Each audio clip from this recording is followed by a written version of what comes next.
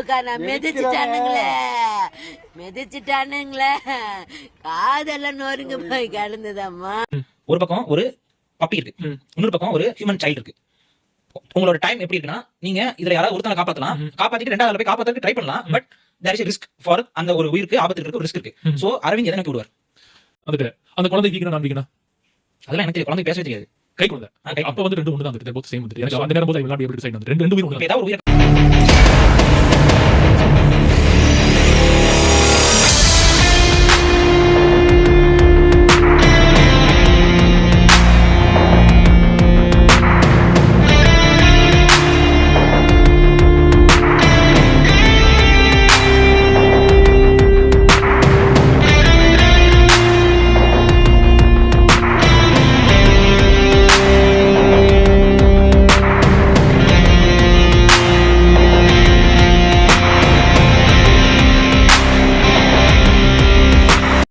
இதை வச்சுக்கிட்டு இப்படி வச்சிட்டு இருக்கா. அவளோட மனநிலை இதுதான். இதை பாத்துக்கோங்க. யாருமே யார பத்தி தப்பா தயவு செஞ்சு பேசாதீங்க. யாருமே தான் குழந்தை சாகணுங்கிறதுக்காக ஒரு இடத்துக்கு தூக்கி போக மாட்டாங்க. ஆனா பெத்த தாய் என்ன பண்ணுவா? இதான் தூக்கி வச்சு அதான் வாய் பேச முடியாத தாய் என்ன பண்ணுவா?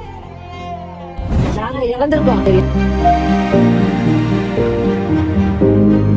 வந்துட்டு அந்த குழந்தை வீக்கனா நான் வீக்கனா இப்போதான் ஒன்றுனா இப்போ வீக்கன் இல்லைன்னா என்ன பண்ணுவீங்க? நாயை காப்பாற்றுவீங்க. நாயே வீக்கன் கிடையாது. நான்வெஜ் சாப்பிட்றவனை எவ்வளோ கேவலமாக ஜட்ஜ் பண்ணுறாங்கன்றது இந்த இவரோட வீடியோஸ் பார்த்தா தெரியும். நான் பார்த்துருக்கேன் முன்னாடி. ஒரு குழந்தை இருக்குது, அது நான் வீக்கனாக இருந்தால் நான் காப்பாற்ற மாட்டேன்னா நீ எதுக்கு காப்பாற்றணும்? முதல் உனக்கே அந்த மைண்ட் செட்டே இருக்குது. நீ காப்பாற்றக்கூடாது.